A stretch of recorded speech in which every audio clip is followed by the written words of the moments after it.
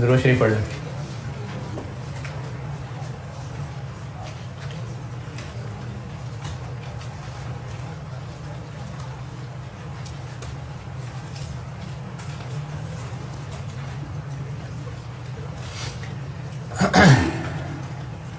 दो सवाल कहे थे मैंने, फिर यस की आवाज ज्यादा थी, हो गई की आवाज कम है।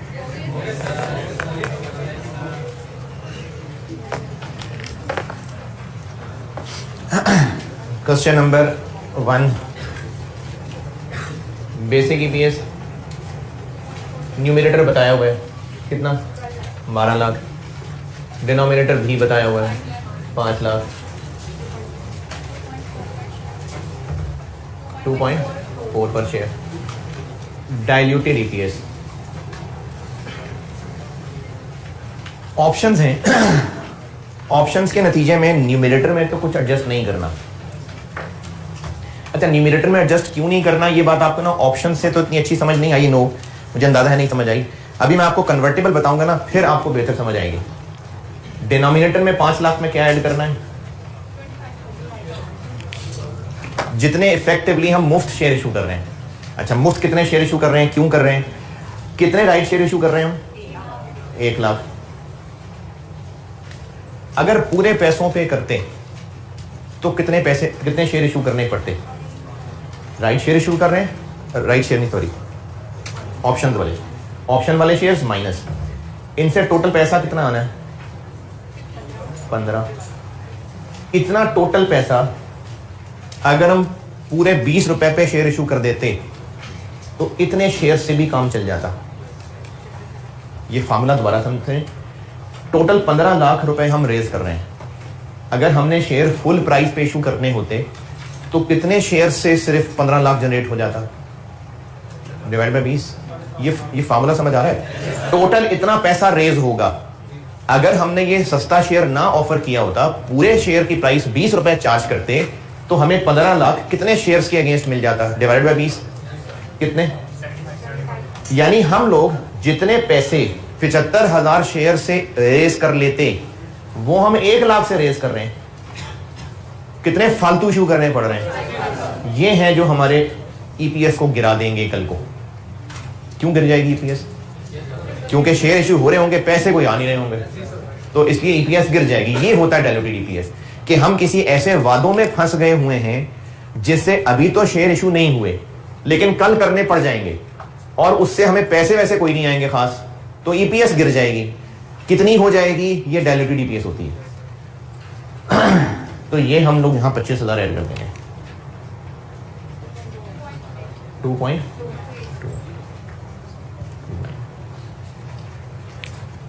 ये क्वेश्चन 1 था और इसी की छापा प्रैक्टिस के लिए मैंने एक और बना दिया, बस 2 रुपए चेंज करके।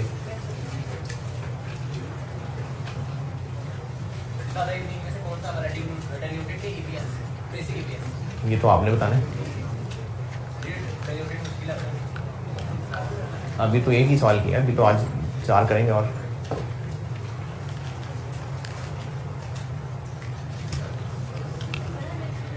नहीं।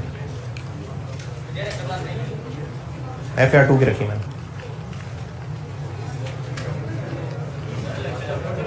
है जी, समझ नहीं आई। नहीं, यूट्यूब पे होने नहीं ना अब तो आपको पोर्टल मिल जाना है ना। ये आपने पूछना है, मुझे नहीं पता। ये आपने फॉलोअप लेना है इसका। मैंने तो पूछा था कोऑर्डिनेशन से, शहबाज से, तो मिल जाएगा आपके 2 दिन में, लेकिन वो आपने ही फॉलोअप लेना है। तो अब जब वो पोर्टल में आना तो फिर यूट्यूब क्या करना है।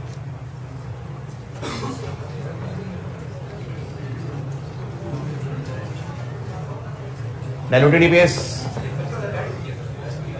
लेस किस में से, क्यों लेस क्यों करें, लेस क्यों करें।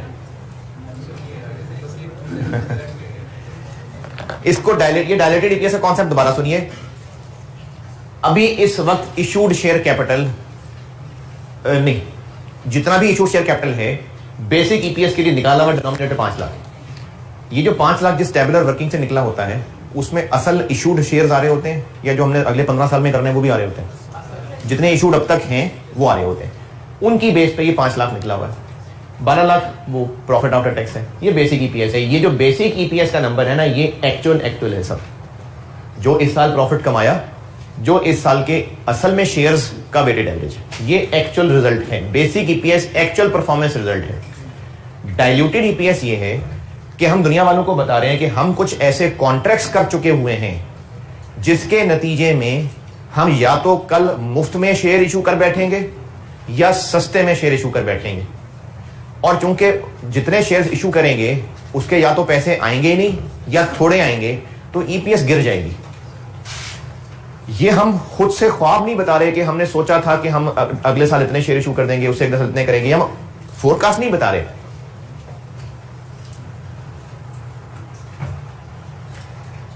डाइल्यूटेड ईपीएस के अंदर ये जो 25,000 यहां ऐड हुआ है, डाइल्यूटेड ईपीएस का कॉन्सेप्ट दोबारा बता रहा हूं। डाइल्यूटेड ईपीएस का कॉन्सेप्ट ये है कि ये जो बेसिक ईपीएस है ये एक्चुअल परफॉर्मेंस को रिप्रेजेंट कर रहा है। क्या मतलब एक्चुअल परफॉर्मेंस? जो उस साल में प्रॉफिट असल में हुआ ये वो है। जितने शेयर्स अब तक इशूड हैं उनका वो टेबुलर वर्किंग से वेटेड एवरेज किया, ये वो है। ये एक्चुअल परफॉर्मेंस है। डाइल्यूटेड ईपीएस का कॉन्सेप्ट ये है कि हम बता रहे हैं कि हम कुछ ऐसे कॉन्ट्रैक्ट कर चुके हुए हैं जिनके बदले अभी शेयर इशू तो नहीं किए हुए, लेकिन कल को करने पड़ जाएंगे। इनको पोटेंशियल ऑर्डिनरी शेयर्स का नाम दिया था। अभी वो नहीं हुए शेयर इशू, लेकिन हमें पता है हम ऐसे कॉन्ट्रैक्ट में फंस चुके हुए हैं कि कल को शेयर इशू करने पड़ जाने, और इनके बदले पैसा या तो आना नहीं है या कम आना है। तो या तो पैसा आएगा नहीं तो फिर तो अर्निंग्स पे वैसे ही फर्क नहीं पड़ना, या कम आएगा तो फिर भी उतना फर्क नहीं पड़ना। तो जिसकी वजह से कल को ईपीएस कम हो जाएगी, बढ़ जाएगी? कम होके, ये तो बस सिर्फ डरा दिया हमने कि भाई कम हो जाएगी ईपीएस। कितनी हो जाएगी वो फिगर डाइल्यूटेड ईपीएस। तो ये एक्चुअल परफॉर्मेंस है, और ये हम एक डरावा दे रहे हैं कि यहां तक गिर सकती है ईपीएस, क्योंकि हम कल को और मुफ्त के शेयर इशू करने वाले हैं।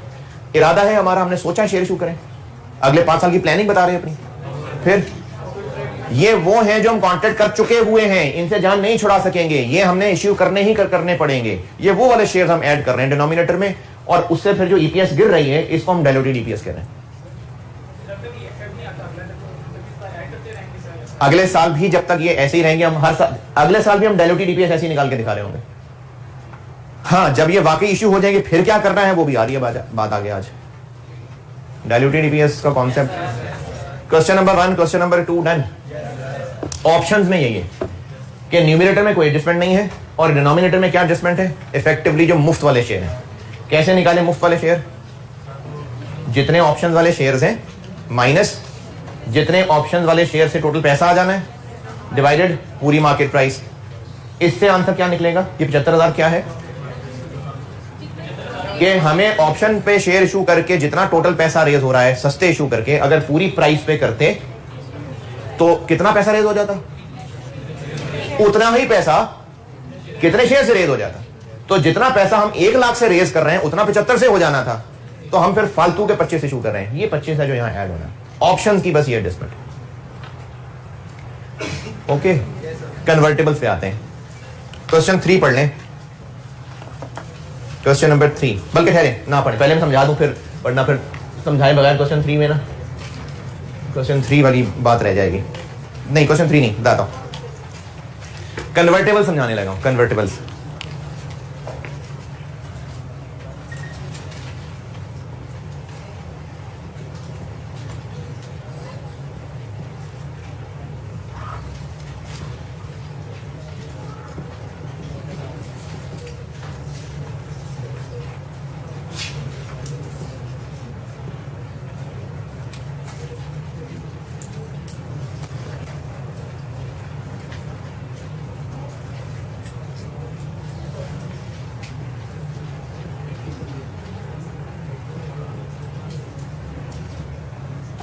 %25 लगाएं इसमें।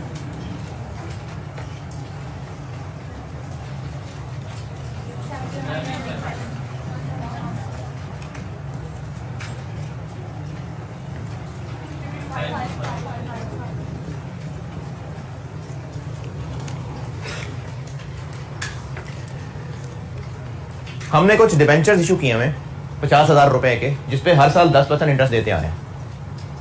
ये कन्वर्टेबल डिबेंचर्स हैं, और इन लोगों के पास हक है कि चाहे तो कल को 50,000 रुपया वापस ले लें, और चाहे इसके बदले हमसे 8,000 शेयर दे लें। ये हमने उन लोगों से तय किया हुआ है कि चाहे तो कल को आप 50,000 रुपए वापस ले लेना और चाहे इसके बदले 8,000 शेयर ले लेना।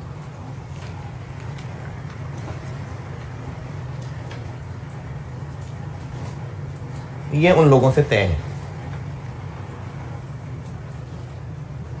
Weighted average number of shares हमारे हैं 46,000। बेसिक ईपीएस कितना? 52,500 डिवाइडेड बाय 40 है 1.1। ये बेसिक ईपीएस है। डाइल्यूटेड ईपीएस ये होगी कि अभी तो ये फिलहाल डिबेंचर्स ही हैं, लेकिन हम उनको वादा कर बैठे हुए हैं कि कल को चाहो तो पैसे वापस ले लेना, चाहे शेयर्स ले लेना। अगर कल को उन्होंने शेयर्स कन्वर्ट करवा लिए तो हम इनकार कर सकेंगे? नहीं। ये पोटेंशियल ऑर्डिनरी शेयर्स, ये कन्वर्टेबल डिबेंचर्स आज अभी इस वक्त क्या हैं? डिबेंचर्स हैं कि शेयर्स हैं? लेकिन ये कल को शेयर्स में कन्वर्ट होने का हक रखते हैं, तो ये पोटेंशियल ऑर्डिनरी शेयर्स हैं। अगर ये कल को वाकई शेयर में कन्वर्ट हो गए तो हमें शेयर इशू करने पड़ जाएंगे। तब क्या ईपीएस होगी? इसको डाइल्यूटेड ईपीएस कहते हैं। बताइए डिनोमिनेटर में मैं क्या करूं? अगर ये कल को शेयर में कन्वर्ट हो गए, क्या ऐड कर दूं? 8 राउंड। ठीक है, शाबाश। एक मिनट। इस 46,000 के शेयर्स में कल को कितना और इजाफा हो जाएगा? 8। ये 8 का इजाफा हो गया। जैसे यहां 25 किया था कि कल को 25 और इशू हो जाएंगे मुफ्त में, बिल्कुल। तो अब हम ये 8,000 मुफ्त में इशू कर रहे होंगे। क्यों मुफ्त में? पैसे तो कोई नहीं आ रहे होंगे, पैसे तो कोई नहीं आ रहे होंगे, मुफ्त में हमें शेयर इशू करने पड़ जाएंगे। तो ये प्लस 8,000 ओके, ठीक है ना? यहां तक जब ये कल को शेयर्स बन जाएंगे, अज्यूमिंग कि हमारा बिजनेस सेम चलता रहेगा, तो कल को हम प्रॉफिट भी इतना ही कमाएंगे या चेंज हो जाएगा? जी ध्यान से देखिएगा बोर्ड को।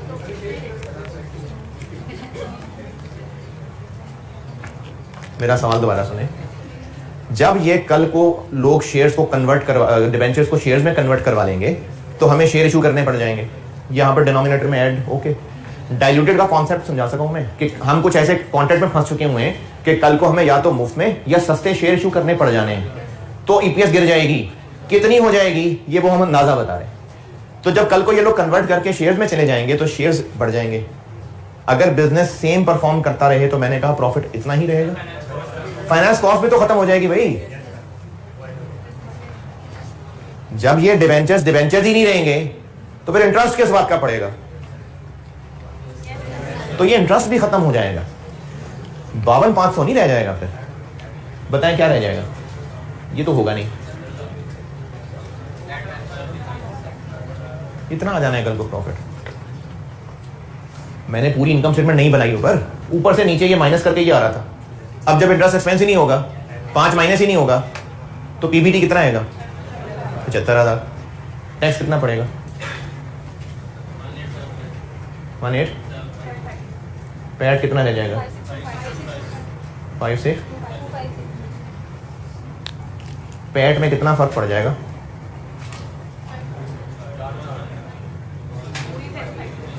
37। ये क्या हुआ? 5,000 का फर्क क्यों नहीं पड़ा? तो इंटरेस्ट तो 5,000 था ना, इंटरेस्ट 5,000 नहीं, टैक्स भी चेंज हो गया। कि जब प्रॉफिट चेंज होगा तो टैक्स रेट लगेगा, तो टैक्स भी चेंज हो जाएगा। तो इंटरेस्ट तो 5,000 का बचेगा, लेकिन इफेक्टिवली प्रॉफिट पे फर्क पूरे 5 का नहीं पड़ेगा, कम का पड़ेगा। क्यों? क्योंकि अगर एक्सपेंस बचेगा तो टैक्स बढ़ जाएगा। कितना टैक्स बढ़ जाएगा?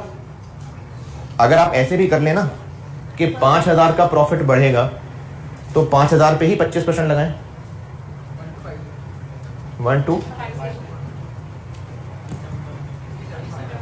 ये वो 375 है। तो यहां पर 3750 ऐड हो जाएगा। इसको कहते हैं इंटरेस्ट नेट ऑफ टैक्स या आफ्टर टैक्स। क्योंकि अगर एक्सपेंसेस इनकम्स में 5,000 का फर्क पड़ेगा तो उसका कुछ हिस्सा टैक्स में भी फर्क पड़ रहा होगा। अगर ये जो मैंने आपको इनकम स्टेटमेंट बना के दिखाई है, ये तो मैंने आपको इनकम स्टेटमेंट के रास्ते से प्रॉफिट नया निकाला, टैक्स नया निकाला, फिर पैट नया निकाला, लेकिन हमारे पास ये डाटा नहीं होगा, हमें ये काम ऐसे ही करना पड़ेगा। तो कन्वर्टेबल डिवेंचर्स के लिए डाइल्यूटेड ईपीएस की क्या एडजस्टमेंट्स हो गई? डिनोमिनेटर में शेयर्स ऐड, जितने भी कन्वर्ट होंगे सारे ही फ्री होंगे, सारे फ्री होंगे, पूरे शेयर्स ऐड, और न्यूमिनेटर में उनकी interest amount after tax net of tax, वो न्यूमिनेटर में ऐड। ऑप्शंस की क्या एडजस्टमेंट थी? न्यूमिनेटर में कुछ भी नहीं, और वो इफेक्टिवली मुफ्त शेयर्स डिनोमिनेटर में ऐड। कन्वर्टेबल्स की क्या एडजस्टमेंट हुई? सारे जो शेयर्स हैं वो डिनोमिनेटर में ऐड, और इंटरेस्ट नेट ऑफ टैक्स। बस खत्म हो गया। करते हैं प्रैक्टिस इसकी, करते हैं। हाँ, बस इसकी प्रैक्टिस करा रहा हूं, यानी इसमें प्रैक्टिस कराने लगा हूं कि अगर साल के बीच में जाके चेंज होता तो ये मुश्किल डाल रहा हूं, अदरवाइज नहीं, अभी हुआ नहीं है ये, तो हमें कैसे पता उन्होंने कैश लिया कि क्या? हम सिर्फ ये बता रहे हैं कि कल को ये हो सकता है, अगर शेयर्स ले लिए तो ये हो जाएगा। अभी वो कल आया नहीं है।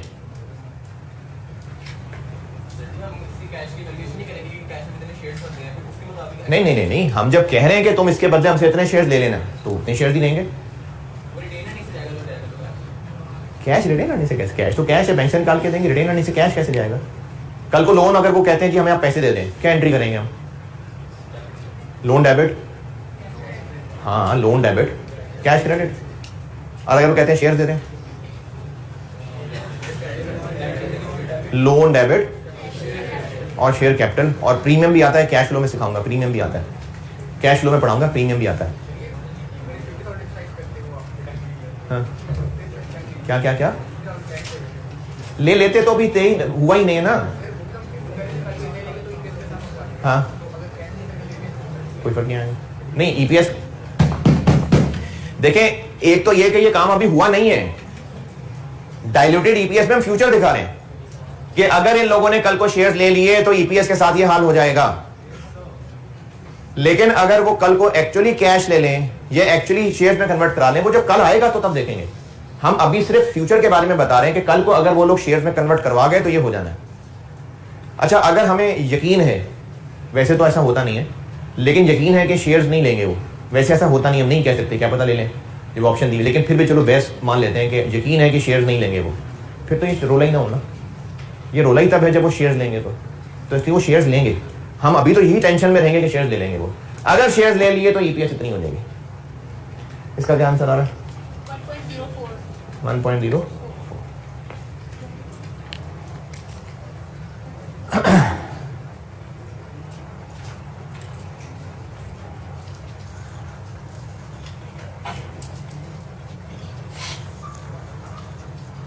अच्छा, ऑप्शंस के केस में न्यूमरेटर में कुछ एडजस्ट क्यों नहीं किया था? अब जो समझा दिया उसके बाद पूछ रहा हूँ।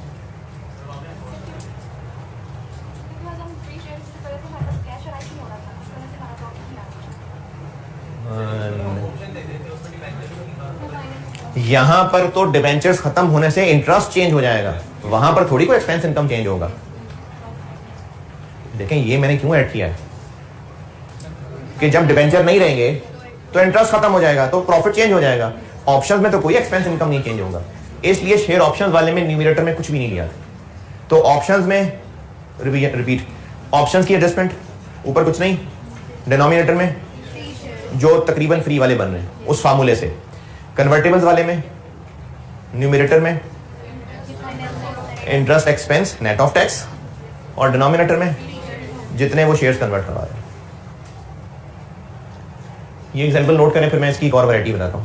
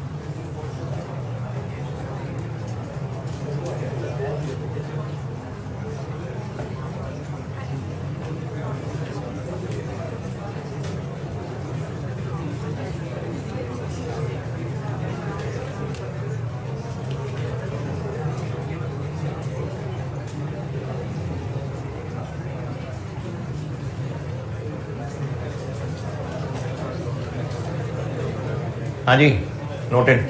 अच्छा, इसी मिसाल अगर नोटेड है, इसी एग्जांपल में आप एक बात लिखें कि अगर ये कन्वर्जन 8000 की बजाय 4000 हो,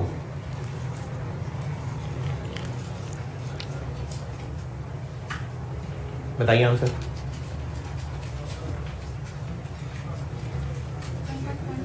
1.125 नहीं, 2000 करें।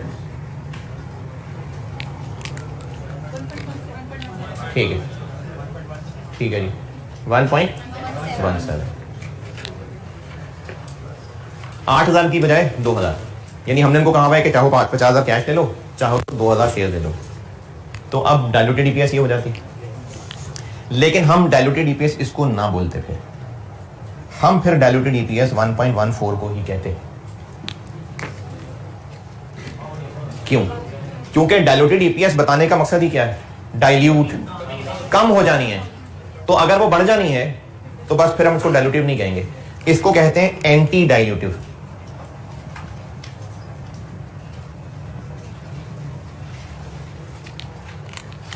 अगर डाइल्यूटेड का ये आंसर आ गया तो आप डाइल्यूटेड का आंसर क्या लिखेंगे? फिर ये लिखेंगे, लेकिन आप ये कहेंगे कि एंटी डाइल्यूटिव है। Therefore diluted EPS is 1.1। Diluted EPS का आंसर अगर बेसिक से बढ़ गया तो बस फिर बेसिक वाला आंसर ही डाइल्यूटेड ईपीएस का आंसर है।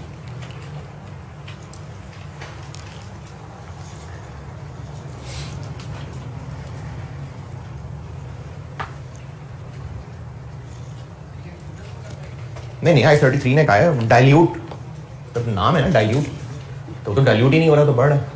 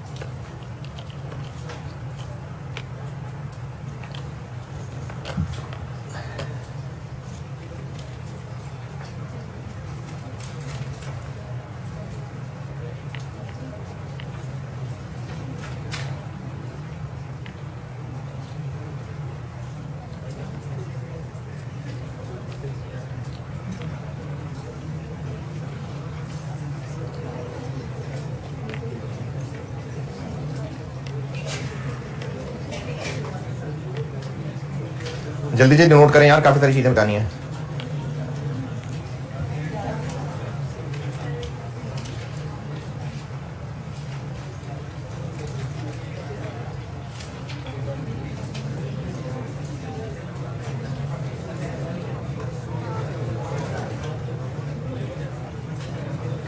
हाँ जी, नोटेड। चलें आप लोग अभी खुद क्वेश्चन 3 कर दें जल्दी से।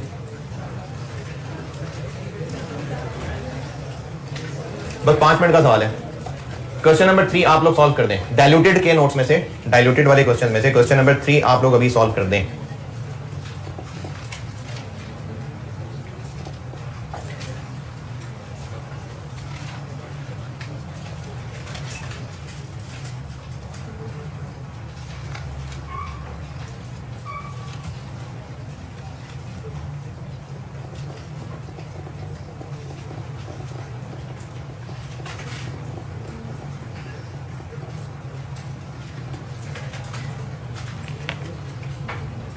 डाइल्यूटेड के क्वेश्चन में से क्वेश्चन नंबर 3।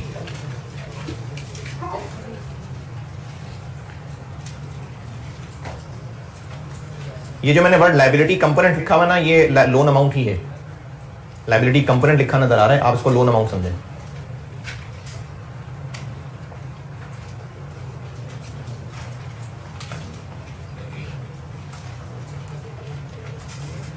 और आपने इंटरेस्ट ये 8% वाला ही लेना है, 5% वाला नहीं लेना। ये सीफैप की कुछ टर्म्स है, मैंने इंटेंशनली लिखी हैं क्योंकि एग्जामिनर अगर सवाल बनाएगा तो हो सकता है कहीं एडवांस मटेरियल से ही बनाए शायद, क्योंकि पहले सीफैप में होता था टॉपिक, इसलिए मैंने कुछ टर्म्स रखी हैं सवाल के अंदर। ये लायबिलिटी कंपोनेंट मतलब लोन अमाउंट ही है। इफेक्टिव इंटरेस्ट रेट यही है जो इंटरेस्ट एक्सपेंस के लिए यूज होना है। अच्छा, अकलमंदी क्या है? 2024 में 8 शेयर ले लें या 2025 में जाके 6 शेयर लें? हाँ, तो ये 6 वाली लाइन बेकार लाइन है।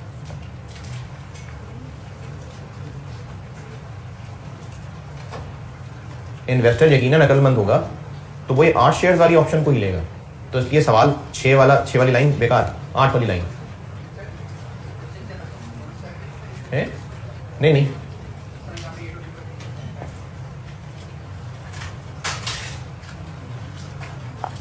नहीं 8 और 2 जो करके दिखाएं वो तो मैंने 2 अलग सवाल बनाए ना। नहीं नहीं, ये तो एक ही सवाल है, तो अकलमंदी तो 8 में ही है।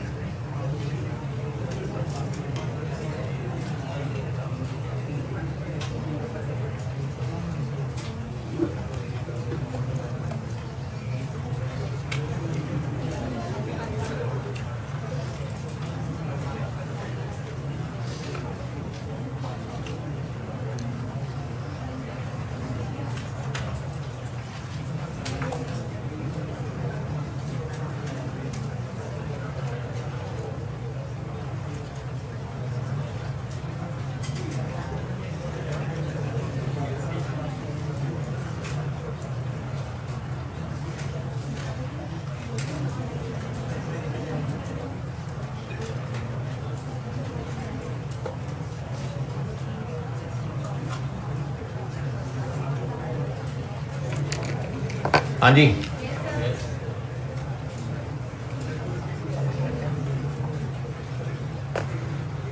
टोटल लोन अमाउंट कितनी? 0.93 मिलियन। एक कितने का है? 100 का। इसका आंसर क्या बनेगा? इसका आंसर क्या होगा? इतने रुपए के टोटल बॉन्ड्स हैं, 100 रुपए का एक है, नंबर ऑफ बॉन्ड्स आ जाएंगे, नंबर ऑफ बॉन्ड्स आ जाएंगे।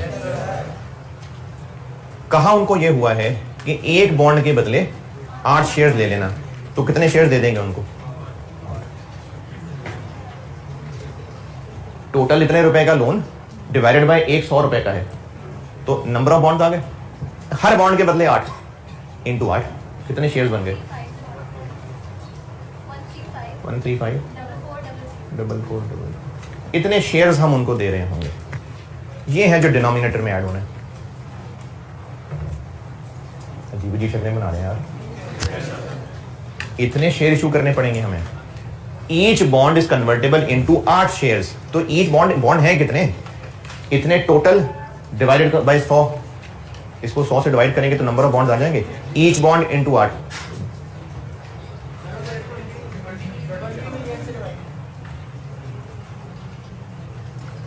अच्छा सॉरी 20 भी। अच्छा ओके। ओहो सॉरी भाई, मैंने 20 मिलियन नहीं देखा।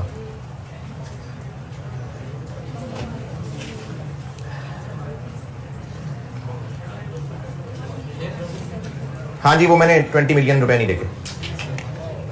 अच्छा, ये जो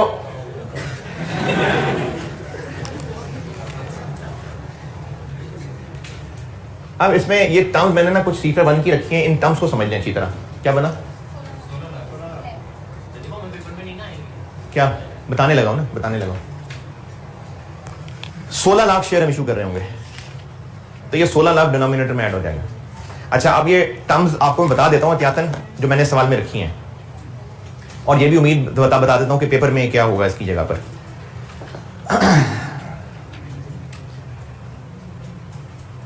बेसिक ईपीएस में सवाल में कोई मसला? पैट दिया हुआ है और ऑर्डिनरी शेयर्स दिए हुए हैं। Basic EPS okay. क्या हुआ? अच्छा चलो वो भी बता देता हूं। जी मैं बता रहा हूं।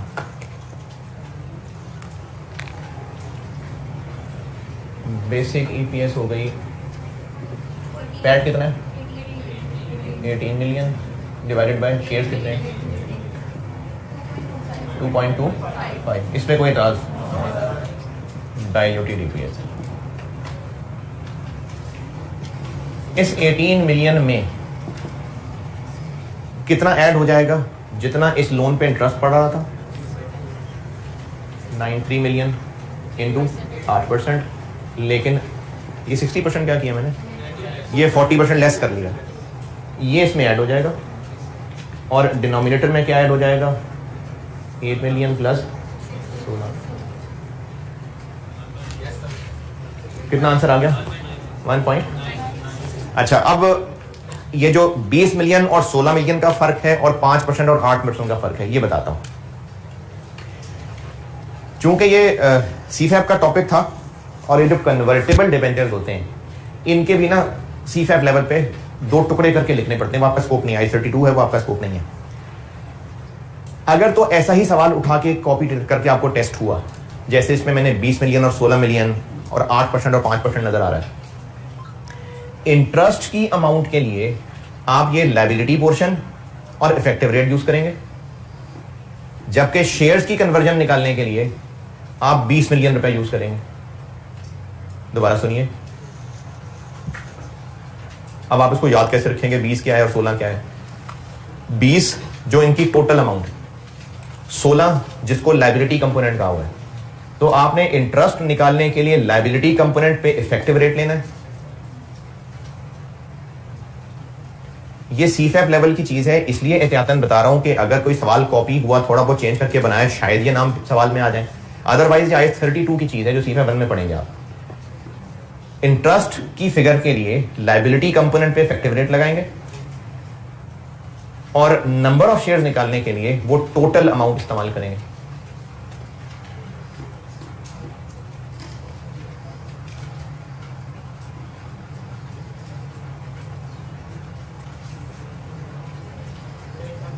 फिर से इंटरेस्ट की अमाउंट निकालने के लिए आप लायबिलिटी कंपोनेंट वाली अमाउंट और इफेक्टिव रेट यूज करेंगे, जबकि नंबर ऑफ शेयर्स की कैलकुलेशन के लिए वो जो टोटल अमाउंट दी हुई है वो यूज करेंगे, 20 मिलियन।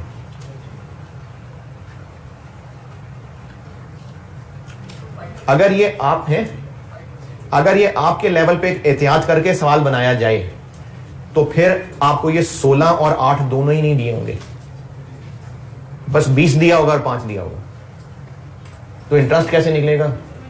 20 मिलियन पे 5%। ये आपके लेवल पे ये होना चाहिए। आपके लेवल पे 16 और 8 दिए ही नहीं होने चाहिए। ये मैंने एहतियातन रखा था क्योंकि सीफैब के लेवल का टॉपिक था, तो हो सकता है जहां से भी कोई सवाल उठाएं इस तरह के नाम बीच में आ जाए, हो सकता है, इसलिए मैंने ये नाम रखे इस सवाल में। लेकिन अगर ध्यान से आपके लेवल का सवाल बनाया जाए तो 16 और इफेक्टिव रेट दिया ही नहीं होगा, आपको 20 मिलियन और 5% ही दिया होगा। तो फिर इंटरेस्ट कैसे निकलेगा? 20 मिलियन पे 5% लगा।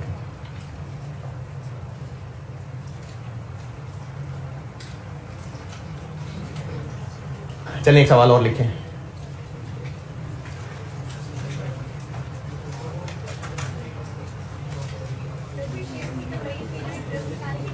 ट्वेंटी यूज होगा। एक सवाल लिखिए और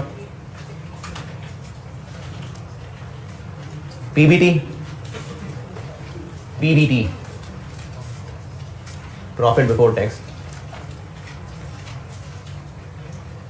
540,000, profit before tax 540,000, tax rate 30%, tax rate 30%,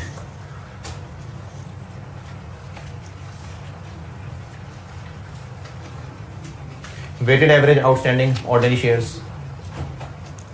weighted average outstanding ordinary shares 50,000, 50,000 shares,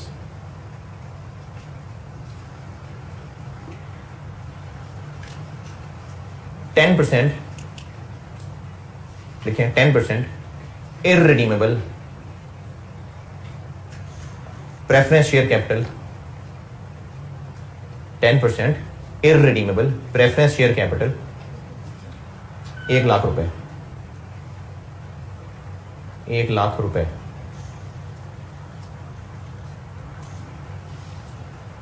bracket में लिखें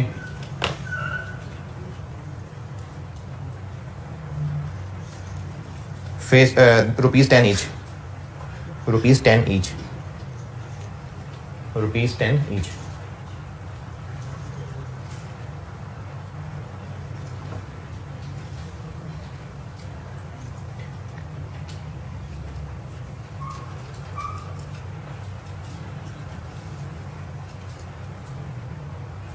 preference dividend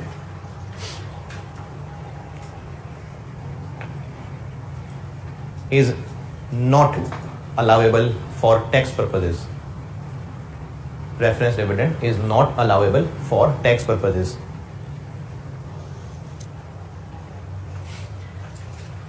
इसका मतलब कि टैक्स में ये कोई डिडक्शन नहीं मिलेगी, टैक्स वालों की नजर में कोई एक्सपेंस नहीं है।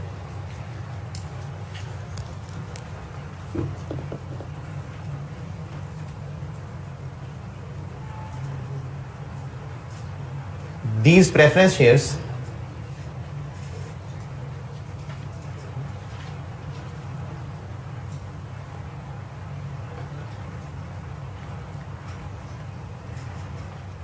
can be converted, these preference shares can be converted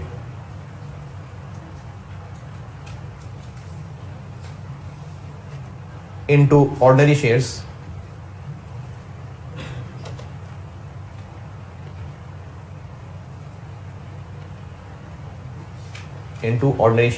after 10 years. After 10 years,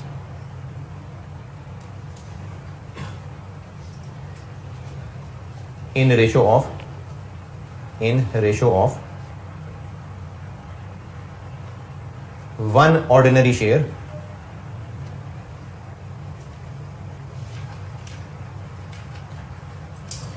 नहीं sorry 10 ordinary shares against 4 preference shares. यानी इन लोगों को ऑफर है कि पैसे तो आपको वापस मिलने नहीं है, फिर भी आप अगर चाहें तो 10 साल बाद ऑर्डिनरी शेयर्स ले सकते हैं, 4 प्रेफरेंस शेयर्स के बदले 10 ऑर्डिनरी शेयर्स. मुझसे रिक्वायर्ड है इसकी बेसिक ईपीएस और इसकी डाइल्यूटेड ईपीएस. बेसिक ईपीएस निकालता हूं पहले. पैट कितना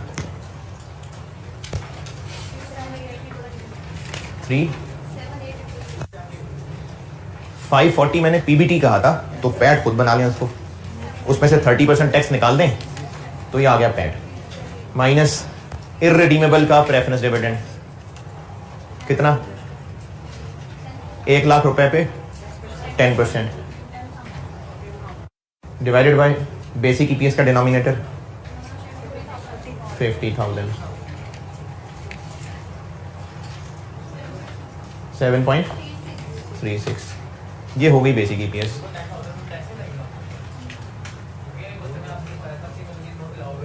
हाँ, यानी ये कोई अलाउबल ये कोई टैक्स नहीं बचा के देता, ये मतलब है इस बात का. ये नहीं कि इस पर टैक्स लगता है, एक्सपेंस इस खर्चा है, इस पर टैक्स लगेगा थोड़ी, ये कोई टैक्स नहीं बचा के देता.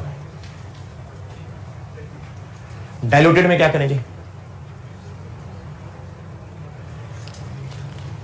डाइल्यूटेड का तरीका यह है कि जो न्यूमरेटर बेसिक का निकाल लिया था और जो डिनोमिनेटर निकाल लिया था वो वैसे ही रहेगा. एडजस्टमेंट करते हैं. ये प्रेफरेंस शेयर्स अगर ऑर्डिनरी शेयर्स में कन्वर्ट हो गए तो क्या क्या होगा?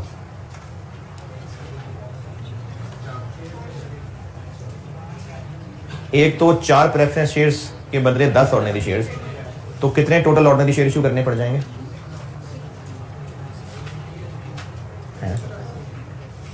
25,000. प्रेफरेंस शेयर कैपिटल मैंने कितना बताया है? 1 लाख रुपए, 10 रुपए ईच. कितने प्रेफरेंस शेयर्स हो गए? 10,000. 4 के बदले 10,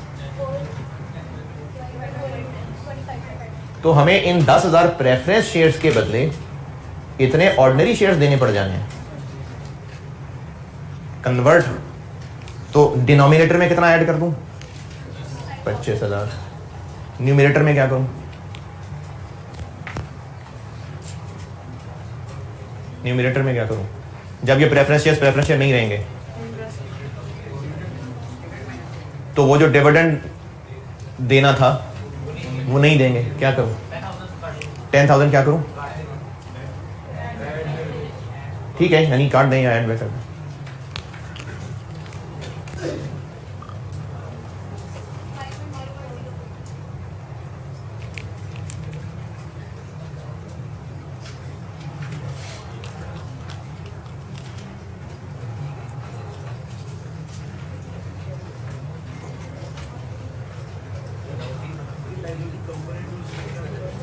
I32 ठीक है बन. ये जो ब्लैक में किया हुआ ये बेसिक वाला है सब. जब ये प्रेफरेंस शेयर्स ऑर्डिनरी शेयर्स में कन्वर्ट हो जाएंगे तो इतने ऑर्डिनरी शेयर इशू हो जाएंगे, और वो जो प्रेफरेंस डिविडेंड देते थे वो देते रहेंगे. अब तो पैट में से जो माइनस करते थे वो करते रहेंगे.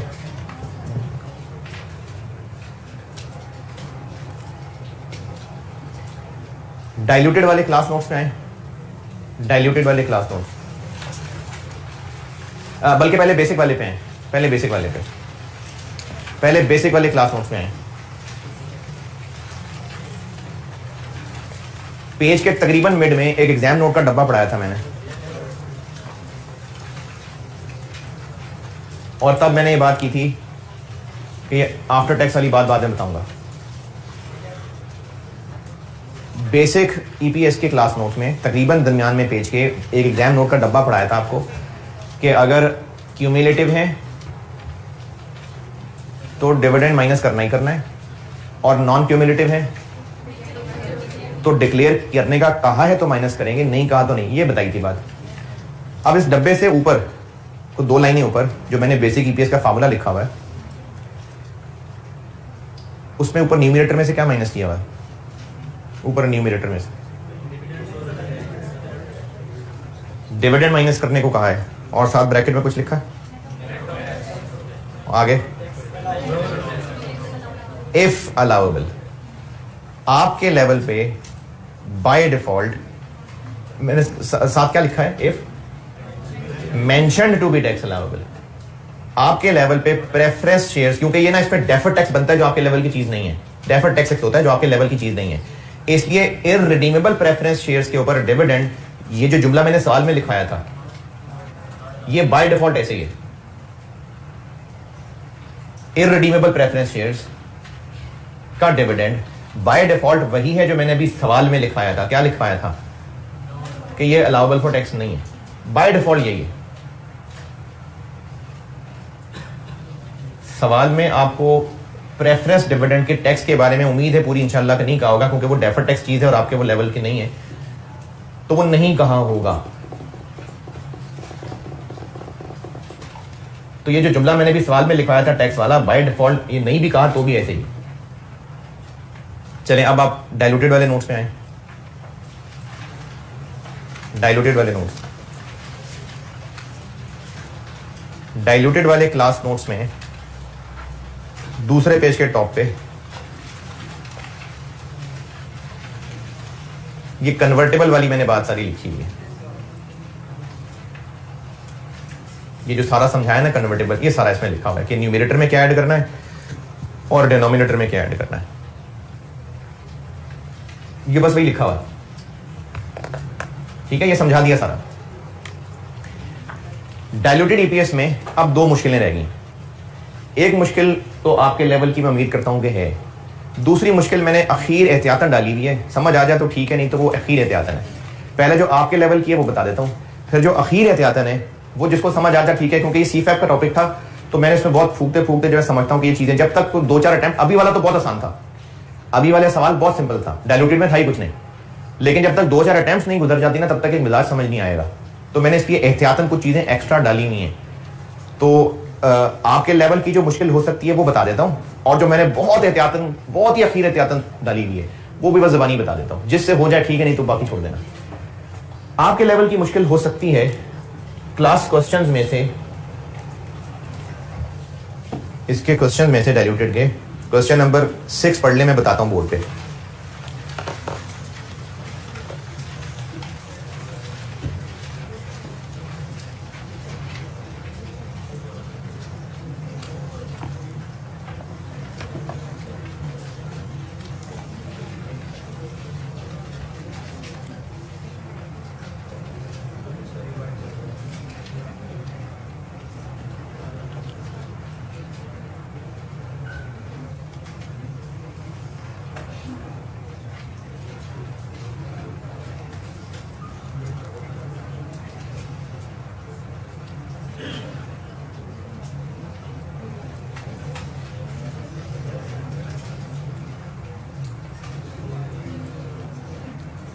क्वेश्चन 6 कहाँ है, पढ़ लें।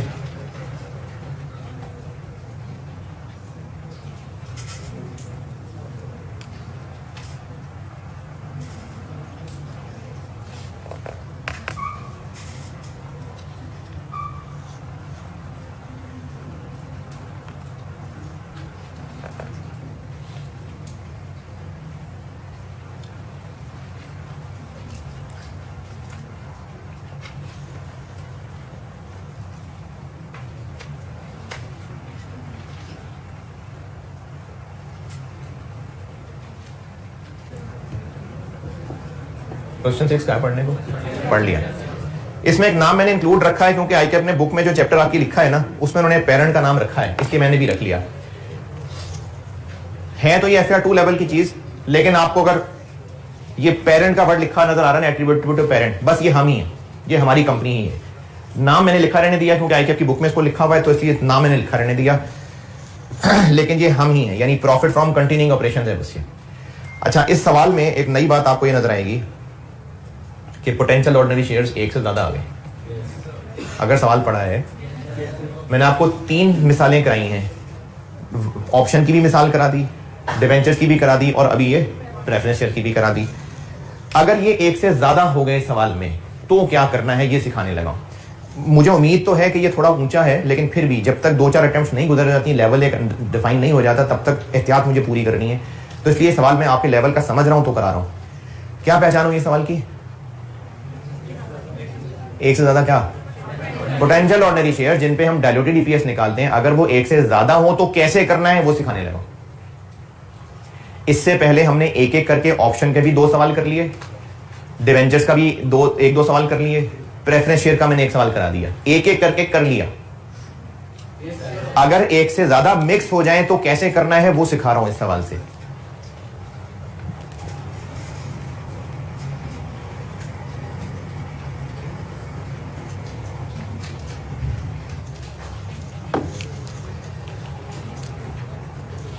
सवाल की रिक्वायरमेंट क्या है? बेसिक भी और डायल्यूटेड भी। हमें एक कैलकुलेशन करनी पड़ेगी, और ये कैलकुलेशन किन हालात में करनी पड़ेगी? अगर क्या एक से ज्यादा पोटेंशियल ऑर्डिनरी शेयर्स एक से ज्यादा सवाल में आ गए तो एक वर्किंग करनी पड़ेगी। वो वर्किंग ये होगी कि आपने इन तीनों सवालों के अंदर, ये जो 3 मिसालें की हैं, न्यूमरेटर में ऑप्शंस में क्या ऐड करते हैं? न्यूमरेटर में कुछ भी नहीं, डिनोमिनेटर में वो जो मुफ्त वाले शेयर जा रहे होते हैं, ठीक है। कन्वर्टेबल डिवेंचर्स में न्यूमरेटर में क्या ऐड करते हैं? Interest expense net of tax, और डिनोमिनेटर में जितने शेयर में वो कन्वर्ट हो जाएगा। प्रेफरेंस शेयर्स में न्यूमरेटर में क्या ऐड कर रहे हैं भाई? Preference dividend. डिनोमिनेटर में क्या ऐड कर रहे हैं? जितने शेयर्स में कन्वर्ट होगा, ठीक है। रिपीट कर रहा हूं, ऑप्शंस में न्यूमरेटर में क्या ऐड हो रहा है? कुछ भी नहीं। डिनोमिनेटर में जो तकरीबन मुफ्त वाले शेयर्स हैं, और कन्वर्टेबल डिवेंचर्स में न्यूमरेटर में इंटरेस्ट नेट ऑफ टैक्स, और डिनोमिनेटर में जितने शेयर्स में कन्वर्ट होगा। प्रेफरेंस शेयर्स में न्यूमरेटर में प्रेफरेंस डिविडेंड, और डिनोमिनेटर में जितने शेयर्स में कन्वर्ट होगा। ये तीनों काम हम यहां लिख लेते हैं, एडजस्टमेंट इन न्यूमरेटर और एडजस्टमेंट इन डिनोमिनेटर। कब कर रहा हूं ये काम? अगर सवाल में एक से ज्यादा पोटेंशियल ऑर्डिनरी। इस सवाल में ऑप्शन भी हैं, कन्वर्टेबल प्रेफरेंस शेयर्स भी हैं, और कन्वर्टेबल बॉन्ड्स भी हैं। ऑप्शन में न्यूमरेटर में क्या एडजस्टमेंट करनी है हमने? कुछ भी नहीं। डिनोमिनेटर में क्या करनी है? नंबर ऑफ मुफ्त वाले शेयर्स। कितने हैं नंबर ऑफ मुफ्त वाले शेयर्स? क्या फार्मूला है? कितने ऑप्शंस वालों को शेयर देंगे माइनस, यार अजीब अजीब शक्लें नजर आ रही है मुझे, क्या कर रहा हूं मैं? नंबर ऑफ शेयर्स ऑप्शन वाले माइनस इनटू 60 डिवाइडेड बाय 20,000। अच्छा, इधर एक कॉलम पतले से की जगह रखनी है ये, तो बिल्कुल एंड पे नुक्कड़ भी घुसा दिया आपने। मतलब बिल्कुल ऐसे लिखते हैं कि बिल्कुल आखिरी लेटर हो डर गिर जाए नीचे से।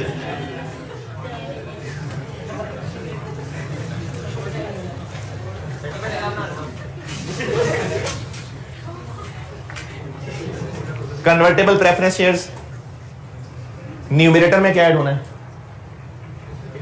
Preference dividend. कितना है देखिए, इधर है यार, क्या कर रहे हैं? प्रेफरेंस शेयर्स पे डिविडेंड कितना? ये ऑप्शन वाली नहीं बात समझ आई? हाँ, तो प्रेफरेंस शेयर्स में कितना है डिविडेंड? 8 लाख प्रेफरेंस शेयर्स हैं, 100 रुपए का एक, और 8 रुपए पर शेयर डिविडेंड। तो कितना प्रेफरेंस डिविडेंड बना? 8 रुपए इंटू 8 रुपए पर शेयर डिविडेंड है, 8 लाख शेयर्स हैं, कितना बन गया? पक्की बात है ना? है? और ये कितने ऑर्डिनरी शेयर्स में कन्वर्ट हो जाएगा? तो डिनोमिनेटर में कितना ऐड करेंगे हम? 16 लाख। कैसे 16 लाख? 8 लाख इंटू 2। नहीं समझ आया? ये भी नहीं समझ आया? इन 8 लाख प्रेफरेंस शेयर्स के बदले कितने ऑर्डिनरी शेयर्स कन्वर्ट होंगे? ईच मतलब एक preference share is convertible into 2 ordinary shares. तो 8 लाख प्रेफरेंस शेयर्स कितने ऑर्डिनरी में कन्वर्ट हो जाएंगे? 8 लाख कितने में कन्वर्ट हो जाएंगे? ये वो 16 लाख। कन्वर्टेबल डिवेंचर्स,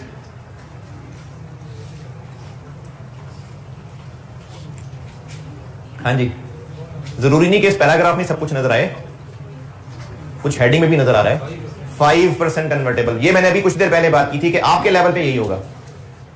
अभी जो कुछ देर पहले क्वेश्चन 3 में बात की थी, आप देखें इसमें है कि लायबिलिटी कंपोनेंट नहीं है ना? तो क्या कैसे इंटरेस्ट न्यूमरेटर में क्या ऐड होगा? 100 मिलियन रुपए का 5%, लेकिन नेट ऑफ टैक्स।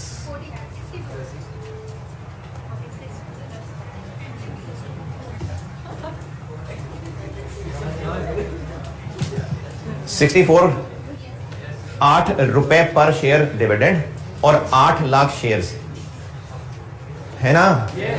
और 8 लाख शेयर्स के बदले कितने ऑर्डिनरी शेयर्स में कन्वर्जन हो जाएगी? 16 लाख। कन्वर्टेबल बॉन्ड्स, अब ये वो बात है जो मैंने पिछले क्वेश्चन 3 में कही थी कि आपके लेवल पे ये सिंपल डेटा होना चाहिए। तो 100 मिलियन रुपए के डिवेंड बॉन्ड्स, 5% इंटरेस्ट, कितना बना? 5 मिलियन। जबरदस्त। Net of tax, tax rate कितना है? 3 मिलियन। डिनोमिनेटर में क्या ऐड करते? कितने बताइए? 100 किधर है? 100 मिलियन, सॉरी 100 मिलियन, 100 मिलियन, ये 100 मिलियन है। अच्छा, शेयर्स में कितने कन्वर्जन होती? देखें, ये क्या किया? नंबर ऑफ बॉन्ड्स, और एक बॉन्ड के बदले 20 शेयर्स जी, 2 मिलियन। क्या जी? बॉन्ड्स डिवेंचर्स सब एक जैसी चीज है। डिवेंचर्स नहीं है ये, bonds debentures TFC loan notes एक ही चीज है। ये 6 फिगर्स ओके। वो 5% कन्वर्टेबल बॉन्ड हेडिंग में लिखा हुआ है ना, तो वो 100 मिलियन के ऊपर लग जाएगा। ये 6 फिगर्स ओके। अब आपने ना करना ये है, ये न्यूमरेटर, ये डिनोमिनेटर, न्यूमरेटर डिनोमिनेटर, तो इसको इससे डिवाइड करें। क्या आंसर आ रहा है? देखिए, ये 0 आ गया,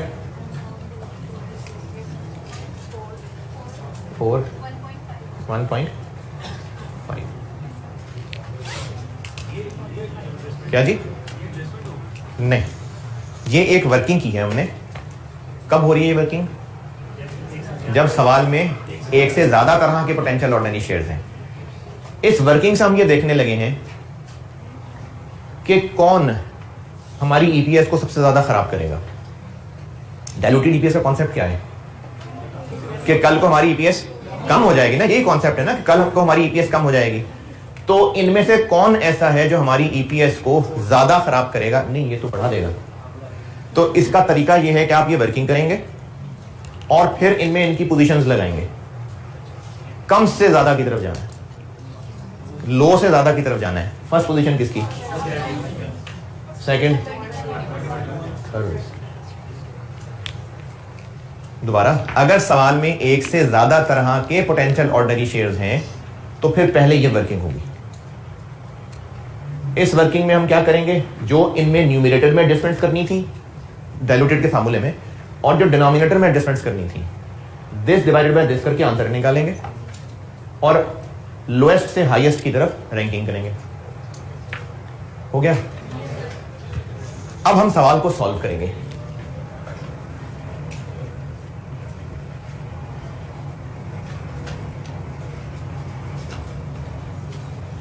अब एक टेबुलर वर्किंग से सवाल सॉल्व हो जाएगा। सबसे पहले बेसिक के लिए बेसिक ईपीएस निकालते हैं जी। बेसिक ईपीएस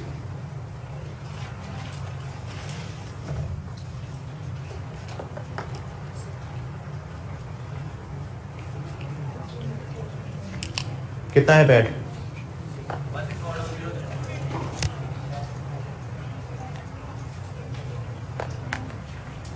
जी पैट कितना है? 16400। फिर इसमें से प्रेफरेंस शेयर वाला माइनस किया, कितना आ गया? तो बेसिकली ये न्यूमरेटर है ना, बेसिक ईपीएस के लिए न्यूमरेटर क्या होता है? पैट में से प्रेफरेंस माइनस 10 और बेसिक के लिए डिनोमिनेटर वेटेड एवरेज कितने हैं? 2 मिलियन। तो बेसिक ईपीएस क्या आ गई? मैंने बेसिक ईपीएस बस ऐसे डिवाइड बाय ये नहीं किया, इस तरह लिखा है, बस बेसिक ईपीएस किया मैंने। हाँ अच्छा सवाल है।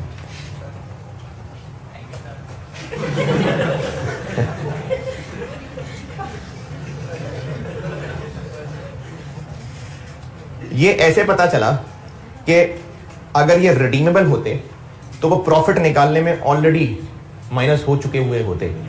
चूंकि इनको प्रॉफिट के बाद अलग से माइनस किया है और वो माइनस करने के बाद वाली फिगर को क्या बोला है? Attributable to ordinary share. इसका मतलब ये इररिडीमेबल वाले हैं, इससे पता चल जाए।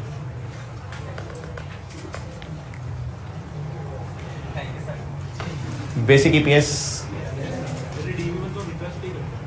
नहीं, नाम डिविडेंड ही होता है, लेकिन अगर ये रिडीमेबल होते तो वो तो ऊपर पहले ही माइनस हो चुका होता है ना।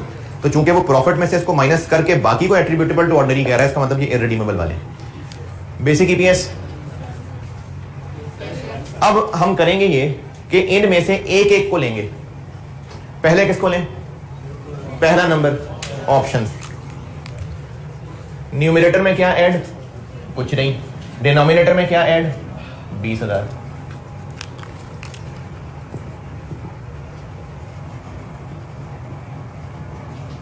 This divided by this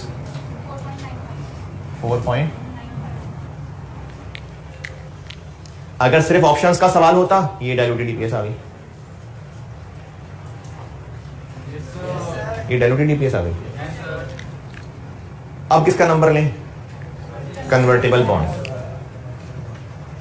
numerator में क्या ऐड करूं? एक मिनट, ये 3 जीरो रह गए थे। हाँ जी, 3 मिलियन। और डिनोमिनेटर में क्या ऐड करूं? 2 मिलियन।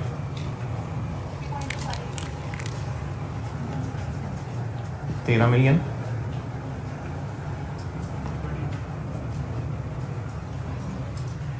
न्यूमरेटर में ऐड कर दिया ना, डिनोमिनेटर में ऐड कर दिया।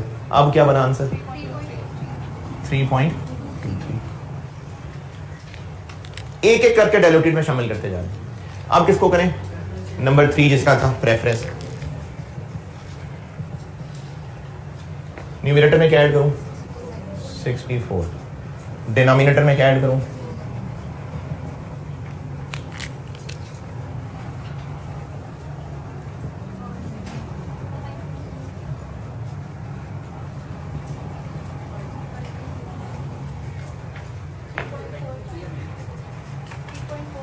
3. अब इसका आंसर ये है कि बेसिक ईपीएस तो 5 है, डाइल्यूटेड कितनी है? 3.23। ये क्यों नहीं? क्योंकि फिर बढ़ना शुरू हो गई। कम से कम कितनी है? 3.23। तो इसका आंसर ये बन गया कि बेसिक ईपीएस 5 है और डाइल्यूटेड ईपीएस 3.23। ये है अगर मल्टीपल पोटेंशियल ऑर्डिनरी शेयर्स आ गए तो क्या करेंगे? पहले हम इनकी रैंकिंग बनाएंगे। रैंकिंग कैसे बनाएंगे? जितना न्यूमरेटर में चेंज करना था, जितना डिनोमिनेटर में करना था, this divided by this. Ranking कैसे होगी? लोएस्ट से हाईएस्ट हो गई एक बार रैंकिंग। अब बेसिक से शुरू करेंगे, रैंकिंग के मुताबिक एक एक को शामिल करते जाएंगे। बेसिक तो ये होगी, डाइल्यूटेड कौन सी होगी? जो सबसे कम होगी।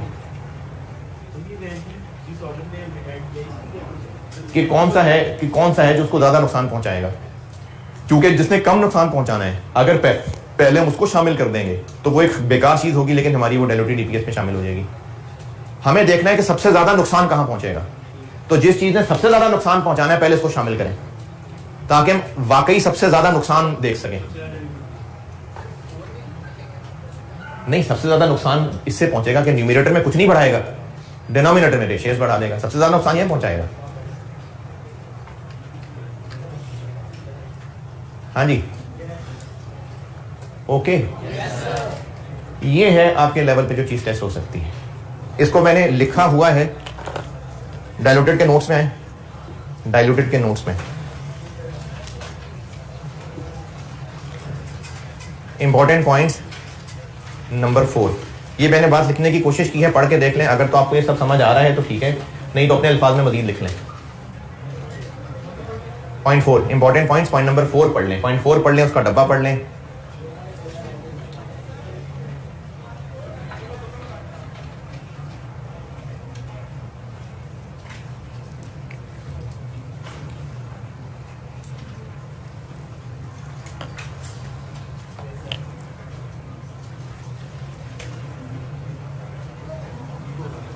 जी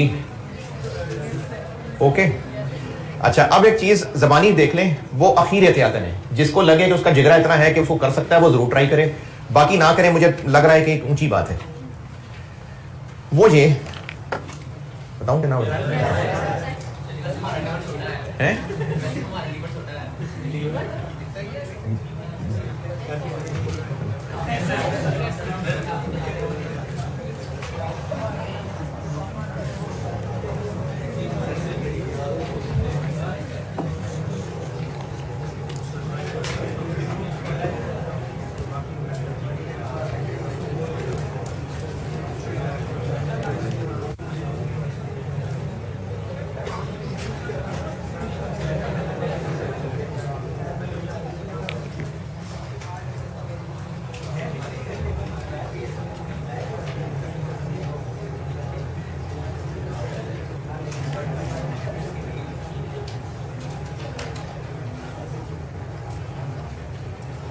30,000 कन्वर्टेबल बॉन्ड्स थे जो कि कन्वर्ट हो सकते थे 5,000 शेयर्स में। 5,000 शेयर में कन्वर्ट हो सकते थे। इस साल में एक्चुअली ये 31 अगस्त को कन्वर्ट हो गए कन्वर्ट, असल में हो गए कन्वर्ट। डाइल्यूटेड में हम क्या कर रहे थे? पोटेंशियल हैं, कल होंगे। अगर कोई कन्वर्टेबल इस साल वाकई कन्वर्ट हो गए तो चूंकि एक्चुअली कन्वर्ट हो गए, तो जब हम weighted average number of shares का वो टेबल बना रहे होंगे तो इस तारीख में 5,000 न्यू इशू आ जाएगा। ठीक है, 5,000 न्यू इशू आ जाएगा क्योंकि हो गए शेयर्स कन्वर्ट। लेकिन इन 8 महीने में तो वो पोटेंशियल ही रहे ना, कि नहीं? तो इनकी जो ये 8 महीने वाली जिंदगी है, यानी 8/12 करके, ये डाइल्यूटेड की कैलकुलेशन में एज पोटेंशियल ऑर्डिनरी इस्तेमाल होगा। दोबारा, अगर इस साल के दौरान पोटेंशियल वाकई कन्वर्ट हो गए, तो जब कन्वर्ट हो गए असल में, तो ये उन ऑर्डिनरी शेयर्स की वर्किंग में तो आएंगे इस दिन से ऑनवर्ड। दोबारा बंद करो।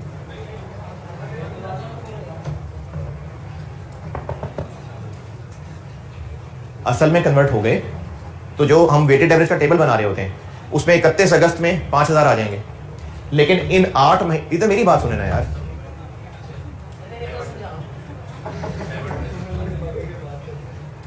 छोड़ दो। इन 8 महीने में ये पोटेंशियल ही थे ना, तो जब डाइल्यूटेड की वर्किंग कर रहे होंगे तो इन 5,000 8/12 करके ये डाइल्यूटेड के डिनोमिनेटर में ऐड होंगे। हो गया ऊपर से। इस डेट पे ये अपने टेबुलर वर्किंग में तो असल शेयर्स के साथ आ जाएंगे, लेकिन 8 महीने वो पोटेंशियल ही थे, तो इन 8 महीने में उनकी पोटेंशियल वाली कैलकुलेशन होगी। इसके लिए मैंने ना 2 सवाल बनाए हुए हैं, एक बनाया है, फिर उसकी मजीद प्रैक्टिस आपने करनी है तो एक और बना दिया। ये मुझे लगता है कि आपके लेवल से ऊंची बात है, लेकिन फिर भी कोशिश जरूर करिएगा। क्वेश्चन 4 बनाया है और 5 बनाया है, उसमें तो इस दिन से ऑनवर्ड आएंगे, क्योंकि असल में तो इस दिन ऐड हुए हैं। नहीं, उसमें तो हम डेट्स लिख रहे होते हैं ना, तो उनमें 31 अगस्त न्यू इशू 5,000 शेयर्स। जैसे नॉर्मल जो शेयर्स में आता है वैसे ही आएगा, लेकिन जो पिछले 8 महीने हैं ये डाइल्यूटेड की कैलकुलेशन में आएंगे। इसको ट्राई करिएगा, जिससे हुआ ठीक है, शाबाश। ये सीफैप की एक एग्जांपल है, लेकिन मैंने बहुत अखीर एहतियातन करते हुए स्कैफ 1 में बताइए। जिनसे हो गया जरूर करें, जिनसे ना हुआ छोड़ दें। क्वेश्चन 4 बनाया हुआ है और क्वेश्चन 5 बनाया हुआ है जी। लेकिन वो उन 8 महीने तो पोटेंशियली कहलाया ना, वही तो बता रहा हूं कि उस पोटेंशियल कहलाया ना, इसलिए उसकी पोटेंशियल वाली ट्रीटमेंट होगी। बेशक आप सही कह रहे हैं, आप फ्यूचर के लिए कर रहे होते हैं, फ्यूचर नजर आ गया हुआ, लेकिन इवन देन वो उन 8 महीने में तो टेंशन पोटेंशियल वाली ही दे रहा था ना, तो इसलिए उन 8 महीने में वो पोटेंशियल के हिसाब से ट्रीट होगा। डाइल्यूटेड के लिए नहीं, डाइल्यूटेड में तो अगले में वो रहा ही नहीं पोटेंशियल, वो तो एक्चुअल बन गया। क्वेश्चन 4 और 5 ट्राई करिएगा, जिनसे हो गया ठीक है, नहीं हुआ तो कोई बात नहीं।